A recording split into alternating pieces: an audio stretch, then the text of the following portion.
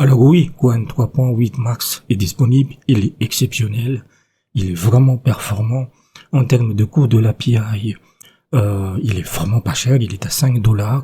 Moi, je l'utilise depuis une semaine puisqu'ils l'ont annoncé la semaine dernière et hier ou avant-hier, ils ont annoncé les open weight. C'est-à-dire que c'est la première fois. Qwen, donc les modèles d'Alibaba, ils ont toujours privilégié l'open source, mais ils avaient une variante qu'ils appellent Qwen Max, Qwen 3.8 Max, qui eux restaient propriétaires. Donc ils l'ont aussi en open source, le Qwen 3.8 Max, qui a 2,4 milliards de paramètres, 2,4 billions de paramètres, avec 95 milliards de paramètres activés en même temps pour chaque requête. Donc, moi, j'ai de plus en plus basculé sur Qwen, sur le chat Qwen, puisqu'il est gratuit, là. Vous allez sur chat.qwen.com, vous avez un peu l'équivalent, c'est pas aussi développé que le iStudio de Google. Et donc, vous pouvez tester, voilà, j'ai testé pas mal. Après, je pense qu'il y a quand même des limites sur l'aspect gratuit, en fait, mais même en termes d'API, j'ai vu passer le prix de $5, je l'ai vu sur NanoGPT, mais ça va pas aller plus loin, quoi. Voilà. Donc, sur la plupart des tâches, il est exceptionnel, et moi, je regarde pas forcément les benchmarks, parce que les benchmarks, c'est pour grave, en fait, les gens, les bidouilles. On a attrapé ces salopards d'OpenAI, Anthropic, bidouiller les benchmarks à chaque fois. Moi, je n'ai pas regardé les benchmarks, le truc était dispo et je l'ai vraiment fait avec mes tâches quotidiennes. Voilà. Et donc, je l'avais déjà fait une vidéo où j'ai réussi à faire un genre de script qui découpe, qui est très spécifique, un flux vidéo qui consiste à transformer les sous-titres d'une vidéo un fichier SRT en clip de titre Caderon Live. Pour ceux qui utilisent Caderon Live comprendront. Donc il marche plus ou moins bien avec il y a toujours des petites marges d'amélioration, mais il est bien. Là, hier, j'ai voulu faire un script, en fait, qui découpe, qui supprime les silences dans un flux vidéo. C'est-à-dire quand j'enregistre, parfois il y a des silences comme ça. Vous le verrez pas dans la vidéo finale, puisque j'ai créé un script, en fait, qui détecte avec FFmpeg, qui détecte les silences et les coupe instantanément, et comme ça me simplifie, ça me dégrésille un peu la tâche, en fait. J'aurai toujours à faire de la détection manuelle sur le montage, mais ça me facilite un peu le travail, en fait. Pas mal de va-et-vient, mais ça m'a pris une journée, et donc j'ai exclusivement utilisé 3.8 Max, et c'est exceptionnel, il l'a fait, voilà. Mais donc, je pense que comme il a été vraiment, entre guillemets, publié officiellement, l'IA est vraiment lente, en fait, parce qu'il passe beaucoup de temps à réfléchir, il y a beaucoup de loops aussi. Il se corrige, il se réfléchit lui-même, hein, avec des modèles thinking, c'est assez, voilà. Et voilà, franchement, il est vraiment bien. Il est vraiment, en termes de codage, après, c'est des scripts Python, quoi. C'est du script Python combiné avec du script bashing. Donc, ça reste simple, mais je l'ai déjà dit, pour moi, le codage de l'IA se cantonnera à ça. C'est-à-dire vraiment des tâches spécifiques, des applications ou des petits programmes, des petits scripts que vous pouvez juste pas trouver ailleurs et que vous devez créer selon vos besoins spécifiques.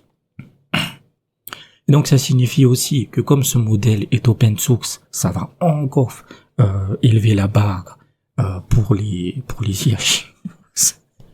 Je vous l'ai dit, hein, de parier sur l'IA chinoise, ils sont devant. Donc l'aspect de l'open source, pourquoi c'est si important? Parce que les connaissances sont partagées, ce qui fait que tout le monde, en fait, tous les modèles s'améliorent d'un seul coup, puisque évidemment, juste avant 3.8 Max, vous avez eu Kimika 3 qui a absolument écrasé Fable, en tout cas sur le coup, il est aussi bon que Fable, il est genre 3 fois moins cher. Vous avez eu donc juste le lendemain, 3.8 Max est arrivé, ils l'ont annoncé tout de suite, et c'était il y a 2 jours, DeepSeek V4 Flash a aussi débarqué, et son coût est juste, voilà, c'est même pas $1 ou quelque chose comme ça.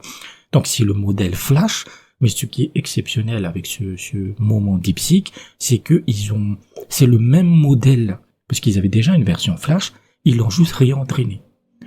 Ils ont fait un réentraînement de la data en fait, et ça a vraiment changé la donne, quoi. Il est beaucoup plus performant, et évidemment, il est beaucoup plus rapide, en fait. Voilà, ça veut dire que si vous avez des tâches ultra rapides, pénibles, qui sont pas compliquées à faire, mais répétitifs, privilégiez Flash. Privilégiez DeepSeek V4 plutôt que 3.8. Donc, ça dit que moi, je délaisse de plus en plus iStudio. Il y a aussi une fonction qu'il faut bidouiller un peu dans Qwen Studio, c'est que la seule raison pour laquelle j'utilise encore Gemini, qui est dans des tréfonds, voilà, on sait pas où il est. Voilà, si vous trouvez quelque part Gemini, il est dans les tréfonds de ces tréfonds. Google fait du damage control, oui, mais on fait ça, ils sont largués, c'est ça la réalité. Ils ont été devancés par les Chinois. Donc, mais pour moi, le gros avantage d'iStudio, en fait, c'est que c'est les métaprompts, en fait. C'est les métaprompts où vous pouvez vraiment balancer une prompt très, très, très longue sur le système prompt qui va modifier directement le comportement de votre IA pour des scripts YouTube, pour des textes. C'est très, très utile. Qwen Studio propose aussi ça, c'est-à-dire que je pense que je vais faire une petite vidéo directement intégrée où vous allez dans le projet, en fait, vous créez un projet dans Qwen Studio et vous pouvez mettre des instructions personnalisées, mais c'est limité à 1000 caractères. Voilà, donc mes prompts à moi, c'est littéralement des pages entières, donc ça marche pas, mais ce que j'ai trouvé comme bidouillage, c'est que vous pouvez aussi associer un fichier. Et ce que je fais, c'est que moi, j'ai des skills, donc c'est les métaprompts que j'ai mis dans un fichier Markdown, en fait, et je l'associe au projet. Et en instruction personnalisée, je dis simplement que obligatoire, suivez les instructions dans le fichier associé ou quelque chose de similaire comme ça, voilà. Donc j'ai testé, parfois, il suit vraiment les instructions, donc vous avez cette métaprompt énorme, en fait, qui le suit, en fait, qui vous donne de bons résultats, mais c'est pas à 100% comme iStudio. Et donc, plus, je suis certain que plus les modèles que nous vont s'améliorer, j'espère simplement que voilà, ils vont aussi améliorer l'aspect studio, en fait, parce que là on est plus au niveau du chatbot. Donc je dis, moi j'ai toujours utilisé iStudio jusqu'à aujourd'hui. Qwen est vraiment pas mal. Il est donc, vous avez DeepSeek, vous avez Qwen, vous avez Kimi, vous avez qui aussi, il vous reste GLM, donc vous aurez que vous avez vraiment, c'est un cercle, en fait. C'est un cercle vertueux. Vous avez 4 à 5 grandes IA qui arrivent et qui débarquent et qui cassent tout, en fait. Encore une fois, pour moi, aujourd'hui, à l'heure actuelle, quelle que soit votre tâche, hein, que ce soit juste de la simple écriture ou du codage, c'est vraiment stupide de payer des IA occidentales. C'est juste pas bon, en fait. C'est juste pas bon. Ça vaut pas le coup, en fait. Ça vaut pas le coup. Pour moi, c'est quelqu'un qui prend une décision budgétaire de dire, voilà, on va faire ça dans l'entreprise et on va tout mettre sur Claude, en fait, pour moi, c'est vraiment quelque chose de stupide. Honnêtement, voilà, après, vous faites ce que vous voulez, hein, c'est votre pognon, mais les IA chinoises ne peuvent que s'améliorer et surtout, vous n'êtes jamais à l'abri d'une suspension de ces connards d'Amérique. Qu'est-ce qui se passe si demain, l'autre à la Maison Blanche, il est constipé et qu'il décide de bannir les IA? Vous êtes baisés. Donc, voilà. Alibaba ne vous laissera pas tomber, quoi. Il y a 4 à 5 IA à choisir, qui sont au même niveau. Donc, même si il y a une IA chinoise qui pose problème, vous pouvez basculer instant, en fait. Avec des différences de coûts minimes, en fait. Donc, voilà. N'hésitez pas à tester Qwen 3.8 Max, hein, c'est vraiment c'est le plus gros modèle. Il est le seul inconvénient que moi j'ai, c'est vraiment qu'il prend du temps pour réfléchir. Voilà, j'en doute et ensuite c'est toujours l'habitude de Qwen, en fait, c'est qu'ils vont développer énormément de variantes. Voilà. Mais dans le cas par exemple de DeepSeek V4, si vous avez un très bon PC avec une très bonne carte graphique, vous pouvez le faire tourner en local.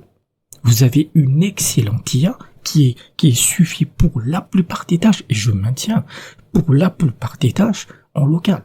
Voilà, si vous avez genre une 40-90 ou même une 50-90, il tourne à l'aise en fait. Donc voilà, Quen 3.8, c'est ma nouvelle IA de référence. Je vous dis à bientôt.